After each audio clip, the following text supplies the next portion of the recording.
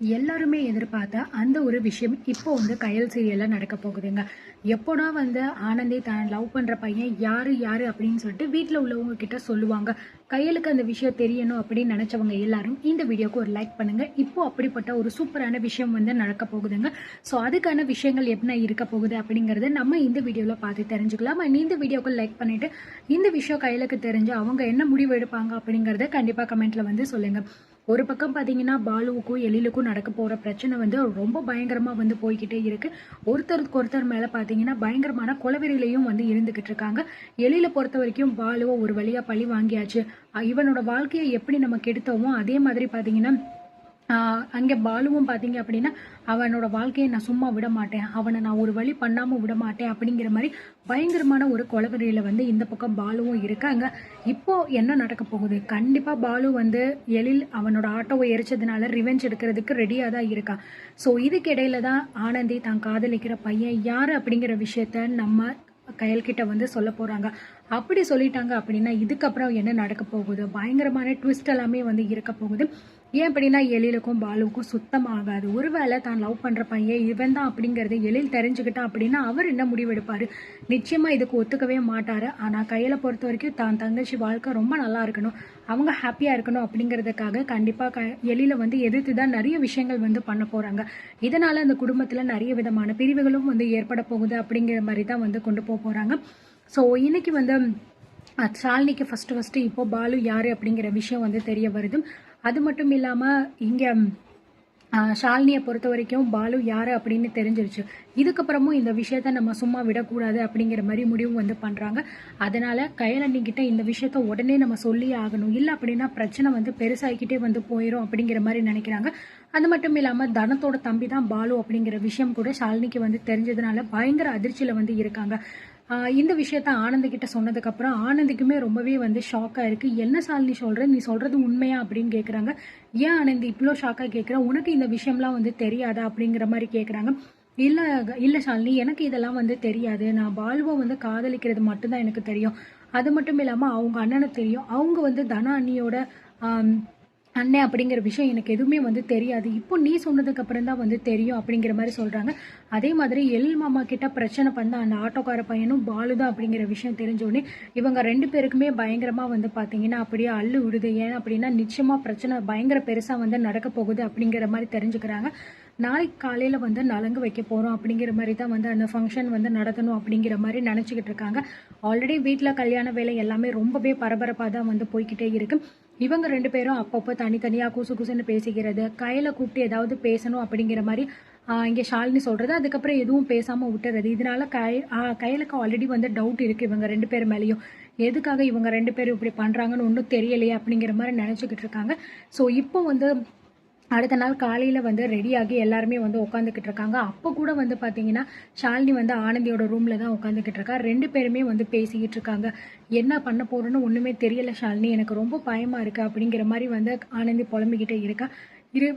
இருங்க ஆனந்தி, நமக்கு இப்போதைக்கு வர வழி கிடையாது. எப்படியாவது இந்த விஷயத்த நம்ம வீட்டில் உள்ளவங்க கிட்ட சொல்லி ஆகணும். அப்படி இல்லை அப்படின்னா பிரச்சனை ரொம்ப பெருசாயிரும். அது மட்டும் இல்லாமல் எழில் மாமாவோட பிரச்சனை பண்ண அந்த பையன் கூட உன்னை சேர்த்து வைப்பாங்களான்னு கூட எனக்கு வந்து தெரியல.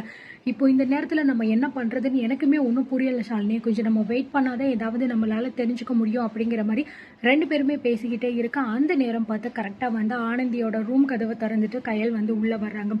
உள்ளே வந்ததை பார்த்தோன்னே இவங்க ரெண்டு பேருமே எந்திரிச்சு அப்படியே நின்றுக்கிறாங்க. ஆனந்தியோட ஃபேஸை பார்த்தோன்னே பார்த்தீங்கன்னா கயல் வந்து கேட்குறாங்க, என்ன ஆனந்தி, என்ன ஆச்சு உனக்கு? எனக்கு என்னமோ உங்கள் ரெண்டு பேர் மேலேயுமே ரொம்பவே சந்தேகமாக இருக்குது. ஏதோ ஒரு விஷயத்த நீங்கள் என்கிட்ட மறைக்கிறீங்க அப்படிங்கிறது நல்லாவே தெரியும். இந்த கல்யாண பேச்சு எடுத்ததுலேருந்து ஆனந்தி வந்து சரியே இல்லை. ஏதோ ஒரு விஷயத்த வந்து அவன் மனசுக்குள்ளே நினச்சிட்டு சொல்ல முடியாமல் இருக்கிற மாதிரி தான் இருக்குது. நீயும் அப்பப்போ என்னை கூப்பிடுற, ஆனால் அதுக்கப்புறம் எதுவும் சொல்ல மாட்டேங்கிற. என்ன விஷயமா இருந்தாலும் என்கிட்ட முதல் சொல்லுங்க, எதுவாக இருந்தாலும் பார்த்துக்கலாம் அப்படிங்கிற மாதிரி வந்து சொல்லிக்கிட்டு இருக்காங்க கையில். ஸோ இதுக்கப்புறமும் இந்த விஷயத்த நம்ம சும்மா விடக்கூடாது, நம்ம அமைதியாக இருந்தோம் அப்படின்னா பிரச்சனை பெருசாகி வரும் அப்படிங்கிற மாதிரி நினச்சிட்டு, ஆமாம் நீ உங்ககிட்ட ஒரு முக்கியமான விஷயம் பேசணும் அப்படிங்கிற மாதிரி வந்து ஷாலினி சொல்கிறேன். என்ன விஷயம்? அதை தானே நான் வந்து கேட்டுக்கிட்டே இருக்கேன். எதுவாக இருந்தாலும் தயவு செஞ்சு ரெண்டு பேரில் யாராவது வாயை திறந்து சொல்லுங்க அப்படிங்கிற மாதிரி வந்து கையில் ரொம்பவே டென்ஷனாக வந்து கேட்க, இங்கே வேண்டாம் நீ வீட்டுக்குள்ளே யாராவது வந்து கேட்டுவாங்க, நம்ம கொஞ்சம் அப்படி வெளியே போய் கூட பேசிக்கலாம் அப்படிங்கிற மாதிரி சொல்லிட்டு 3 பேருமே சேர்ந்து பார்த்தீங்கன்னா கொஞ்சம் வீட்டுக்கு வெளியில் ஒரு இடத்துல போயிட்டு நின்றுக்கிறாங்க.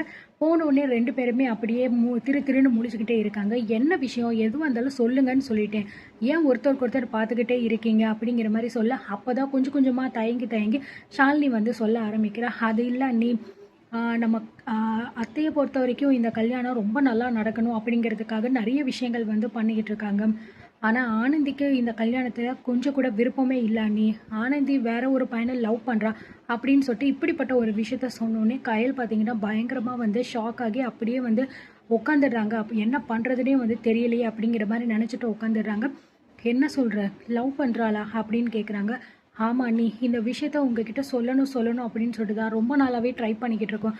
ஆனால் ஏதாவது ஒரு விஷயம் வந்து அது சொல்ல முடியாமையே வந்து போயிடுது அப்படிங்கிற மாதிரி வந்து ஷாலினி சொல்லிக்கிட்டு இருக்கா. என்ன ஆனந்தி, என்ன சொல்லிக்கிட்டு இருக்க, என்ன என்னமோ எனக்கு ஒன்றும் புரியலை அப்படிங்கிற மாதிரி கையில் வந்து முழிச்சுக்கிட்டு இருக்க. ஆமாம் நீ, அது மட்டும் இல்லாமல் இன்னொரு விஷயம், ஆனந்தி லவ் பண்ணுற பையன் வேற யாரும் கிடையாது, தனா அக்காவோட தம்பியே தான் அப்படிங்கிற மாதிரி சொல்கிறாங்க. அதுக்கப்புறம் வந்து இவ்வளோ நாள் வரைக்கும் எழில் மாமாவை ஒரு பையன் வந்து ரொம்பவே டார்ச்சர் பண்ணிக்கிட்டு இருந்தாங்க அப்படின்னு சொன்னார்ல. எழில் மாமாவோட டாக்குமெண்ட்ஸை எரிச்சது, அதுக்கப்புறம் மாமா போயிட்டு அந்த பையனோட ஆட்டோவை எரிச்சது, அது எல்லாமே ஒரே ஆள் தான் நீ. அதுதான் வந்து தனா அக்காவோட தம்பி பாலு அப்படின்னு சொன்னோன்னே கயல் பார்த்தீங்கன்னா அப்படியே அதிர்ச்சியில் என்ன சொல்கிறது அப்படின்னே தெரியாமல் அப்படியே வாயடைச்சு போயிட்டு வந்து நிற்கிறாங்க. ஏய் என்ன சொல்லிக்கிட்டு இருக்கேன் நீங்கள் அப்படிங்கிற மாதிரி சொல்கிறாங்க. ஆமாம் நீ, இந்த விஷயத்த எனக்கு நேற்று தான் தெரிஞ்சிச்சு, பாலு யார் என்ன அப்படிங்கிற விஷயம். இவ்வளோ நாள் வரைக்கும் ஆனந்தியோட காதல் விஷயத்தை மட்டும்தான் உங்ககிட்ட நான் சொல்லணும்னு நினச்சிக்கிட்டு இருந்தேன். ஆனால் இப்படிப்பட்ட ஒரு உண்மை வந்து எனக்கு நேற்று தான் தெரிஞ்சிச்சு. அதுலேருந்து உங்ககிட்ட எப்படியாவது சொல்லி ஆகணும் அப்படிங்கிற மாதிரி நினச்சிக்கிட்டு இருக்கேன் அப்படிங்கிற மாதிரி சொன்னாங்க. கையில் பார்த்தீங்கன்னா பயங்கரமாக வந்து அழுக ஆரம்பிச்சிடுறாங்க. என்ன என்ன காரியம் பண்ணி வச்சிருக்க நீ அப்படின்னு சொல்லிட்டு, கல்யாணத்தை இவ்வளோ பக்கத்தில் வச்சுக்கிட்டு இப்போ வந்து இப்படிப்பட்ட ஒரு விஷயத்த வந்து சொன்னால் நான் என்ன பண்ணுவேன், வீட்டில் இருக்கிறவங்க எல்லாருக்கிட்டேயுமே நான் என்ன சொல்லி சமாளிப்பேன் அப்படிங்கிற மாதிரி சொல்லிக்கிட்டு இருக்காங்க. ஆனந்தி பார்த்தீங்கன்னா உடனே கையல் காலில் வந்து விழுக ஆரம்பிச்சிடுறாங்க. அக்கா அக்கா ப்ளீஸ்க்கா, என்னால் முடியலைக்கா, என்னால் அவனை விட்டுட்டு வேறு யாரையும் கல்யாணம் பண்ணவும் முடியலைக்கா, தயவு செஞ்சு என்னோட நிலைமையை கொஞ்சம் புரிஞ்சுக்கோக்கா அப்படின்னு சொல்கிறாங்க. கையை விடும் போது நீ என்ன காரியம் பண்ணி வச்சிருக்க, எப்பயோ நடந்த விஷயம் எப்பயோ சொல்கிறத விட்டுட்டு இவ்வளோ தூரம் பண்ணதுக்கப்புறம் இப்போ வந்து சொல்கிறீங்களே, உங்கள் 2 பேத்தையும் நான் என்ன சொல்கிறது அப்படின்னு கூட எனக்கு வந்து தெரியலை. அதுவும் ஏற்கனவே வந்து எழில் பயங்கர கோவத்தில் இருக்காரு என் மேலே, நான் அவருக்கு சப்போர்ட் பண்ண மாட்டேங்கிறேன் அப்படின்னு சொல்லிட்டு. இந்த நேரத்தில் இந்த பிரச்சனைக்கு எல்லாம் காரணமே வந்து தனா அக்காவோட தம்பி தான் அப்படிங்கிற விஷயம் தெரிஞ்சா என்ன பண்ணுவாருன்னு தெரியல. அதுவும் ஆனந்தி அந்த பையனை லவ் பண்ணுறான்னு தெரிஞ்சா நிச்சயமாக இந்த கல்யாணத்தை ஒத்துக்கவே மாட்டாங்க யாருமே. நான் என்ன பண்ண போகிறேன்னு எனக்கு ஒன்றும் புரியலையே. ஐயோ கடவுளை, இப்படிப்பட்ட ஒரு நேரத்தில் இப்படி ஒரு விஷயமா என் காதில் விழுகணும் அப்படின்னு சொல்லிட்டு கயலும் பார்த்தீங்கன்னா ரொம்பவே வந்து அழுகுறாங்க. இந்த பக்கம் ஆனந்தி வந்து ரொம்பவே கயலோட காலை பிடிச்சிட்டு வந்து அழுதுகிட்டு இருக்காங்க. எனக்கு இந்த கல்யாணம் பிடிக்கலக்கா அப்படின்னு சொல்லிட்டு. ஷாலினியும் என்ன பண்ணுறதுன்னு தெரியாமல் ரொம்பவே வந்து அழுதுகிட்டே நிற்கிறாங்க. ஸோ பார்க்கலாம் என்ன நடக்குது அப்படின்னு சொல்லிட்டு. கயல் என்ன முடிவு எடுக்க போகிறாங்க அப்படிங்கிறத இதுக்கப்புறம் தான் நமக்கு வந்து ஒரு பெரிய ட்விஸ்ட்டாக காட்ட போகிறாங்க. இதுக்கு அந்த குடும்பத்தில் இருக்கிறவங்களோட ரியாக்ஷன் எப்படி இருக்கும், எழில் என்ன சொல்ல போகிறாரு அப்படிங்கிறத வெயிட் பண்ணி பார்க்கலாம். ஸோ நீங்கள் என்ன நினைக்கிறீங்க அப்படிங்கிறத கமெண்ட்டில் சொல்லுங்கள். தேங்க்யூ.